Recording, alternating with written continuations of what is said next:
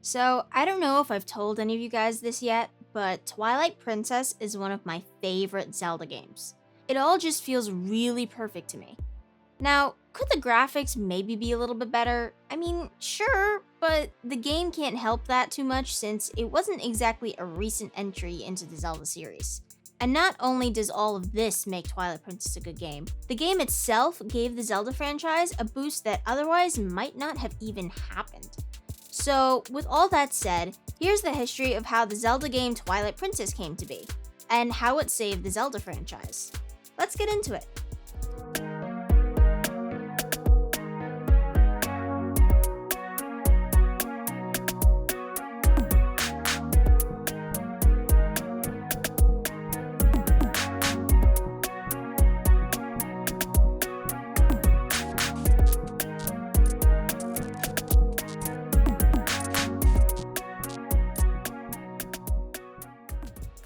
Alright, so first off, why is this Zelda game so important to the franchise at the time it came out?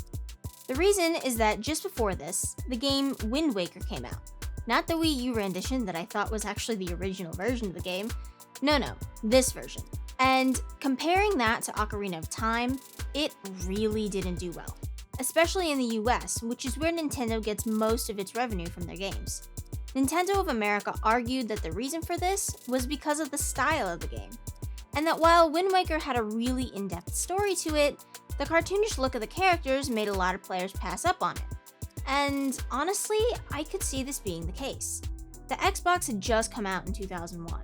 I don't know much about the console or its games, but Halo, Max Pine, A Silent Hill all sound like decently violent video games. So with more blood and violence up for grabs, Nintendo's fun, exploratory worlds just weren't going to cut it anymore. Especially since people were still in a time where gaming was considered a hobby for young adult/teen boys. However, at first, Japan's Nintendo didn't really listen to American Nintendo's advice. Instead, they doubled down on the more cartoonish style with Four Sword Adventure. And lo and behold, that game didn't do too great either. So now with two mainstream games doing pretty poorly for Nintendo, things were not looking so good for the Zelda franchise. So, producer Shigeru Miyamoto decided to bite the bullet and come out with a more somber, dark-themed Zelda video game, aka Twilight Princess. And it was a hit. Nintendo was sure to heavily promote this game, stating all the way back in 2003 that they were working on a new Zelda game.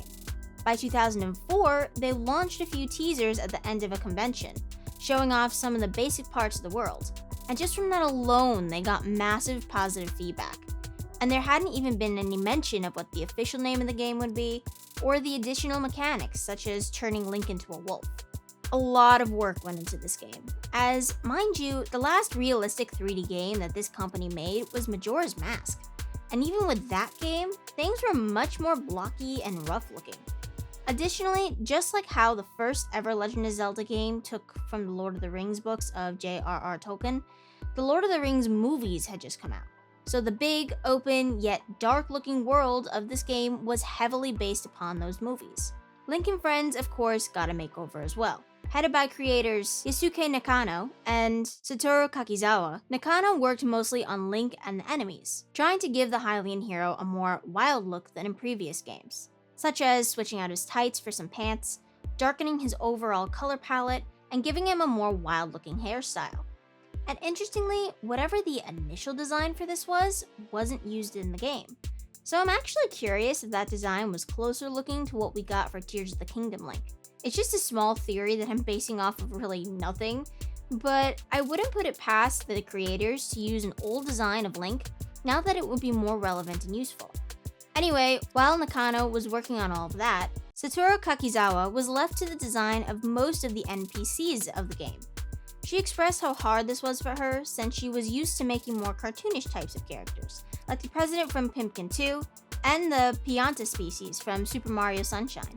Therefore, to give herself a little bit of help, she ended up taking inspiration from the Alice in Wonderland characters, since the characters seem to be so intricate and also in such a dark and strange world. Now by this point, we've reached 2005, which is the year that the game was supposed to be released on GameCube only. However, the Wii was doing significantly better at the time. Therefore, Miyamoto questioned Eiji Aonuma, the director of the game, in his decision to keep it for GameCube. Aonuma's response to this was that they had already promised fans that they would release the game on GameCube, and he thought that there would be a lot of backlash if they didn't follow through on their word. So, the company decided to make a compromise and make the game for both consoles, telling the public that they'd push the release date of the game a year later so as to prep for both games. In general, this seemed to be a good decision for them, since Miyamoto ended up saying that the games, whilst enjoyable, didn't feel complete. So, between working to get the game compatible for the Wii console, as well as translation, the workers were really bogged down with work, especially with the translation crew. People from America, the EU, and Japan were all working crazy hours so that the game could be released within the same year for all translations. Apparently to the point where there were more translators working together than initial writers who wrote the story of the game. But finally, 2006 rolled around, and just by a margin of a few months, the game was released worldwide for both GameCube and Wii. And it was a good thing that they did this, because the Wii copies sold way more than the GameCube copies. Which I find funny because nowadays I think more people would rather play the GameCube, or possibly Wii U version if you have it, over the Wii version of the game. Me personally, it's not too bad. I mean, the motion controls themselves aren't as annoying as in Skyward Sword or anything, and like I said in a previous video, I grew up on motion controls, but I think the thing that set most people off was the mirrored display of the game. And again, I don't think this was all that big of an issue when the game came out, because think about it. Unless you were collecting all versions of the game, you'd only ever see the one version of the display. However, if you're a person like me who first played on the GameCube version, then on the Wii version, you really get thrown off. But like I said, at the time of release, the Wii version actually sold way more copies than the GameCube version.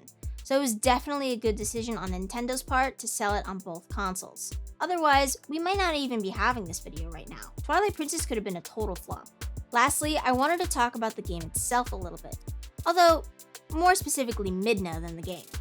Arguably, she was one of the best parts of this entire thing. She's sassy, quick-witted, and not always bothering you while you're trying to play the game. Additionally, even though Ilia is made out to be Link's love interest, I'd say that Midna is a much better candidate than her since, well, Ilia seems to not be that interested in Link. And there's just a heck of a lot more chemistry between Link and Midna throughout the game. So, overall, I don't think that I've ever encountered a person that didn't like Midna, whether it's just her being a good sidekick, or shipping her and Link together over the other two female candidates in the game. But the crazy thing about all this, Midna wasn't even supposed to be in the game originally. Yes, you heard that right. Midna was only added to the game for better visuals when Link was in wolf form. As without her, a wolf just gallivanting around with a sword and shield on his back looked boring, according to Miyamoto at least. This was very similar to the fact that in Super Mario World, Yoshi was a dinosaur not because he was supposed to be with his design, but because of the limited rendering capabilities of sprites. So this just blows my mind, because like I was just getting at before, Midna is one of the reasons why I, and probably a lot of other people, like the game. Plus, her story ties in so well with everything that it feels almost impossible for the story to function without her. So for her to not even be in it, I mean, I feel like I could do a whole nother video on that, just questioning what the game would be like if Midna never existed. You know what? Yeah. So hey, if you want to see a video like that in the future, leave some paw prints and a wolf down in the comments below, cause I mean, I just find that fact really, really wild. No pun intended. But in conclusion, even though Twilight Princess is sort of off when it comes to the usual vibes of a Zelda game, the fact that it was so dark and quote-unquote edgy helped the Zelda franchise in the long run, as it was a huge success with fans, at least at the time.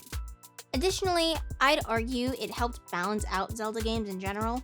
It made larger maps more possible, as well as upgrading the horseback riding capabilities, all of which ended up paving the way for games like Breath of the Wild and Tears of the Kingdom. So while maybe not being one of Miyamoto's favorite Zelda games, it sure is mine. And that's it for this video. What did you guys think of my little history lesson on this game? Was it interesting or no? Tell me what you think in the comments. And if you like this video, be sure to like, subscribe, and hit that notification bell so you never miss another video. Thanks for watching. I'll see you guys next time. Bye!